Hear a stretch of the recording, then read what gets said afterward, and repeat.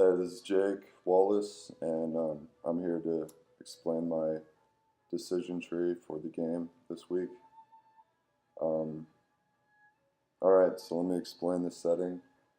It would be kind of like this paradigm of government, authoritative, kind of suppression, coercion over students in, say, a campus building. Um, let's see, the characters are aware that there's a claim of a contagion from the officers outside, say yelling through a microphone or something. Anyways, as the setting develops, this is what they learn. Um, they realize it's officers, police officers, so obviously no one to call for help. Um, Mercy seems unapparent. I don't know, the characters are looking out the window and watching other students get slaughtered by police officers. There was an EMP prior to them uh, showing up, so no one has contact with any kind of electronic devices.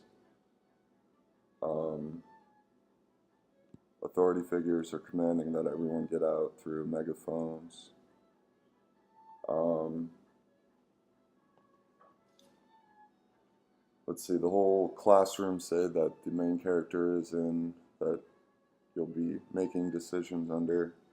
Um, it's with a group of people who are all coming up with their own decisions on how to react to the situation.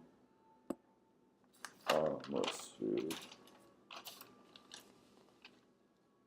So there's also this paradigm where you have a loved one in the building down the hall, and this is going to be the first divergence, with option one being to go down the hall towards the gunfire, away from the exit that's on the right, and find the loved one, or take the back exit with the group of classmates who've now organized to go that way and try to escape with them. Now, if you take option one, you're going to find so-and-so in the hallway with her body compromised in some way, but she's still alive. She's hardly conscious, but she's able to muster up the comment, "Save yourself." So then we get into option 1A, which is pick her up and carry her back to the exit the classmates headed towards. You can't go towards the other exits because there's gunfire and so many other things. So the only option is to go back. Option 1B, take her advice and save time by running faster. Maybe you hadn't known her long enough to sacrifice your life for her. Nonetheless, those are the two options. And then for 2, if you went with the group, you and the group make it to the exit door. You hear people outside and one opens up the door. The group starts to walk outside and you begin to follow. The authority yells, "Just come outside so we can help you. You've been contaminated," insinuating a contagion or something maybe being possible. And you also see the stairway to the basement on your left. Now option 2A is they're pointing guns at us all while we file outside in fear.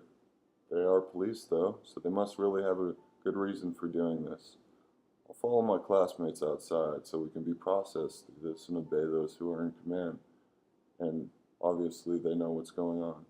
So option 2A is just follow the crowd outside and wait to see what happens. Option 2A is to take the basement, and as cops escort you and everyone in the line by the wall. Okay, so option 2A, or shoot, oh I see, my bad. Option 2B is take the opportunity to escape down the basement. You do it quickly, but your sudden movement caused the officers to fire and kill all of your classmates. As you make way into the dark, winding staircases, you hear an officer over the dead bodies where he fires one more round into a body and shouts back outside. Clear. So you escape for now, and they didn't notice you going down the stairs. Now, option 1A, end.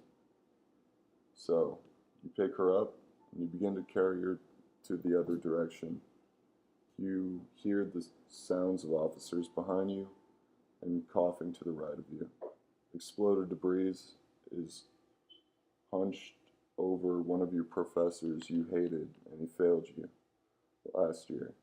The staircase to the exit is 20 feet or so ahead, and you're already carrying the girl.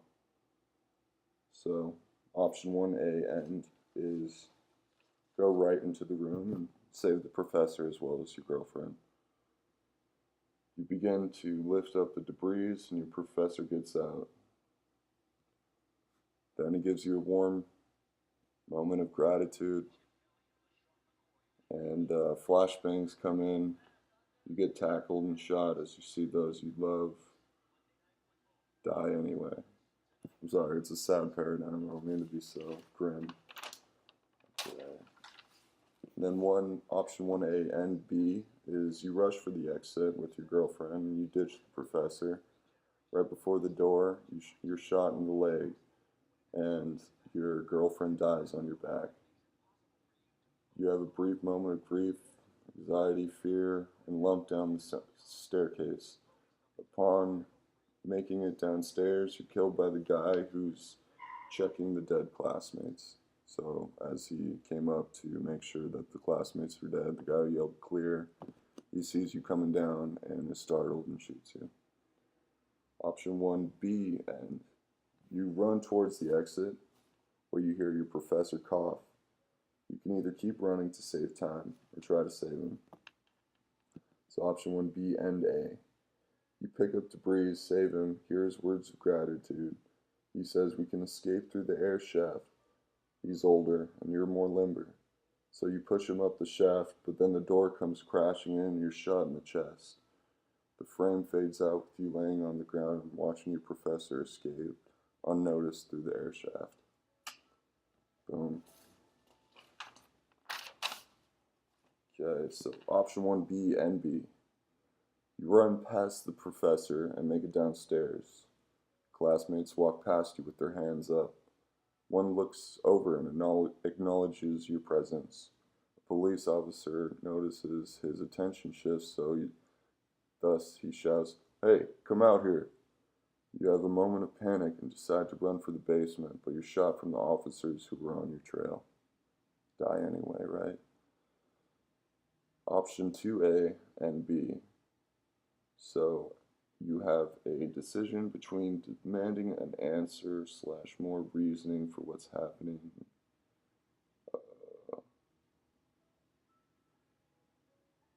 Let's see, compliance, silence,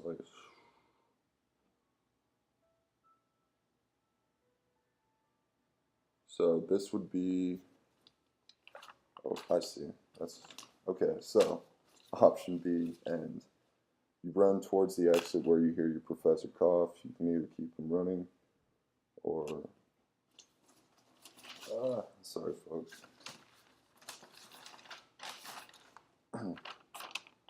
Okay. So this is the option 2A ends, where you go outside and you're all filed in a line with you and the other classmates of groups that you went out with, and say it's 10 people. They line you up against the wall, and you're sitting there waiting for answers, and one of the officers reassures everyone that, hey, you guys are just waiting for vaccines, just file in the line and don't move. Then you watch another group of classmates come towards you, and they all start lining up, facing you face to face as they face the wall and you face outwardly. That option comes in to either sit there and comply and wait for processing, or to stand up and assert some kind of like questioning. You want some answers. You get up and either yell, "Hey, what's going on?" or you sit there and wait for the whole thing to unwind. And so option 2A and A would be you sitting there and then realizing that the cops fire and shoot everyone on sight, and the person right in front of you dies with their bullet going through their head and yours. Yeah, so grim. I don't know.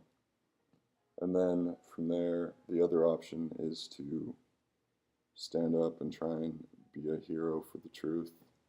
You get up, you're like, "Hey, officer, what's going on?" Blah, blah, blah. And he shoots you on sight for raising your tone and getting out of line, literally.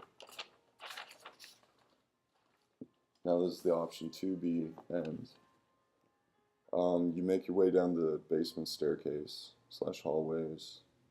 The EMP took the lights out, so you know you can't see anything, and it's getting more difficult, stressful to feel your way through the building, along with the pressure to move fast and find an escape or someplace to hide. You have a lighter in your pocket, but you also think you smell some sort of gas in the air. It's causing you to get lightheaded, frustrated, scared that you won't find an escape. So the option 2B and A is to use the lighter to navigate through the corridors as light. Option 2B and B is to continue moving without sight. And the option 2B and A ends with the lighter causing a massive explosion and the whole building blows up. Option 2B and B, you move on but fall over a railing to split your head open on the floor, too dizzy from the lack of O2. So, I don't know how hard that's going to be to follow, if any of you guys will follow it, but yeah, that's my game, that's my decision tree. I don't know if we'll be following up on this with a project or whatnot. Nonetheless, it was kind of fun to make, even though it was a little dreary, a little grim, but yeah, it's cool. It's cool to think of games like that. All right, yeah, have a good morning.